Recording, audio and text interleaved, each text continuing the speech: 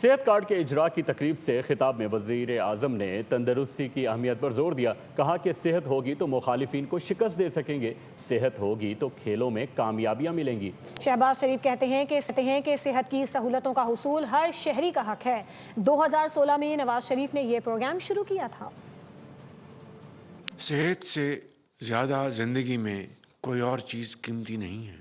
صحت ہوگی تو تعلیم آپ حاصل کر سکیں گے، صحت ہوگی تو آپ کھیلوں کے میدان میں اپنا لوہا منوا سکیں گے، اور صحت ہوگی تو مخالفین کو آپ شکست فاش دے سکیں گے۔ صحت کی سہولتیں جو کہ ہر فرد کا حق ہے کہ اس کو اس کی دہلیز پر پہنچائی جائیں، یہ قدم اس حوالے سے اس اسکیم کی ریوائول بھی ہے جس کو میرے قائد میاں محمد نواز شریف صاحب نے 2016 میں پاکستان میں اس کا پہلی مرتبہ اس کا اجرا کیا۔